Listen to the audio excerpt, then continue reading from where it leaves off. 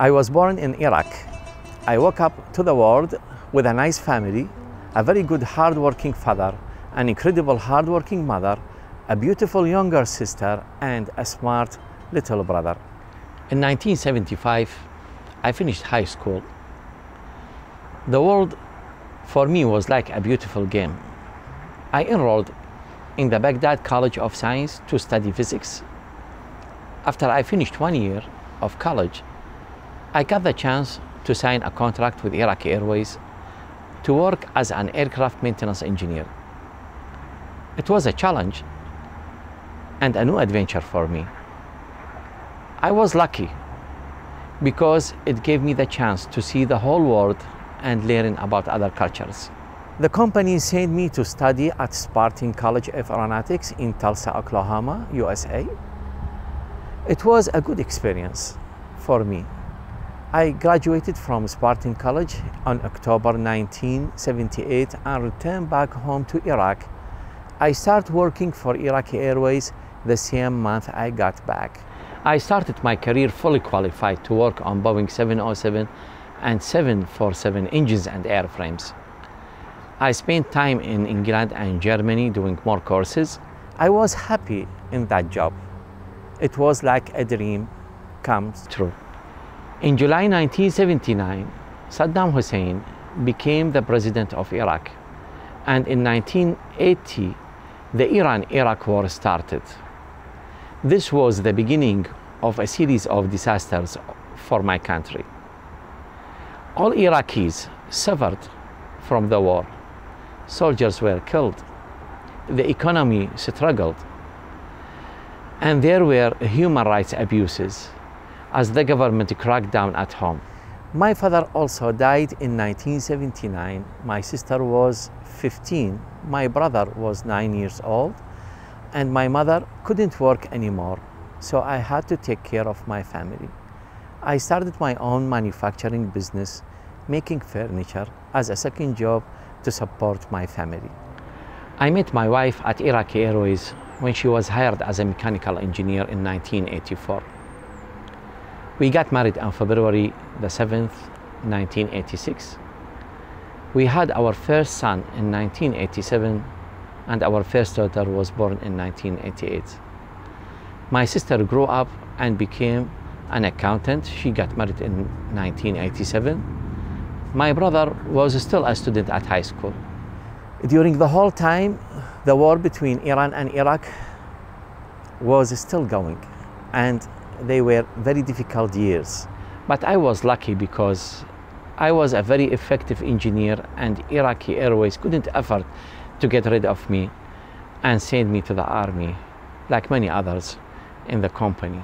I was very fortunate not to have to fight in the war. The war ended in August 1988, leaving at least 1 million widows and their children. Yet, we thought that we were going to rebuild our country and start a new life. Everybody was celebrating, but nobody was thinking what would come next. The celebration didn't last long.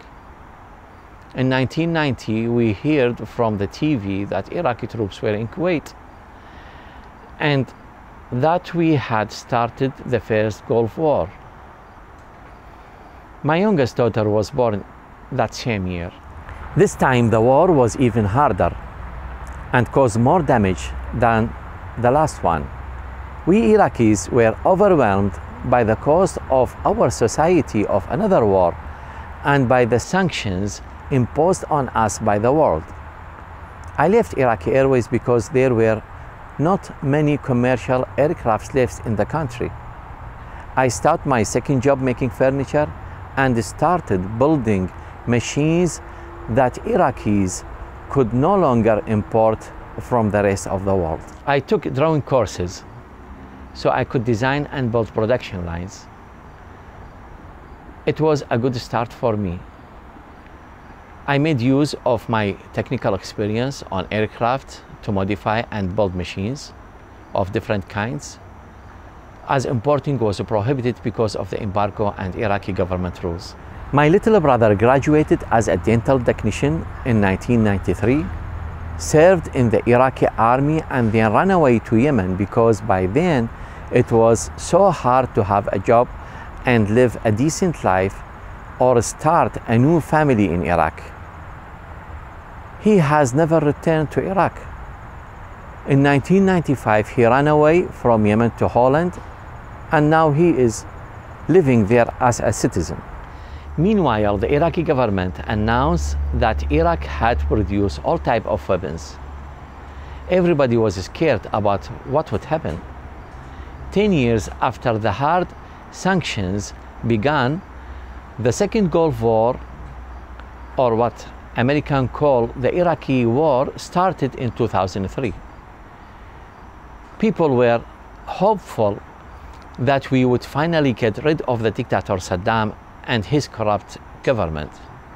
But did the war give the Iraqis the hope they were looking for? I was one of the Iraqis who was optimistic about the future. I thought that all our dreams of a new Iraq would come true. I started supplying the American army with workstation at their Camp Victory in Baghdad International Airport. But the American army and the new Iraqi government did not realize that both of them had a lot of enemies. They should have been more aware of what they were up against, but they had no idea. Very bad things started occurring in Iraq, worse than anything that had come before. People who thought I was Sunnis threatened me in my factory, and at my home I was threatened by people who thought I was Shiites. I was about to be kidnapped in my factory and killed in my home. In 2006, my sister's family ran away to Syria after her son was kidnapped. She is still looking for a home. I ran away from Iraq to Jordan looking for a new home. I put all the money I had into a project to let me stay in Amman as a manufacturer, but Jordan would not give me a residency. It was too dangerous for me to go back to Iraq. So I went at that time to the United Nations asking them to find my family and me a new home. They sent me to an organization called the International Organization for Migration, and after almost a year, my family and I arrived to the United States as refugees. Finally, we are home. When I was a kid, my father used to teach me that the world is a big home for everybody, and that all people around the world are one family, brothers and sisters.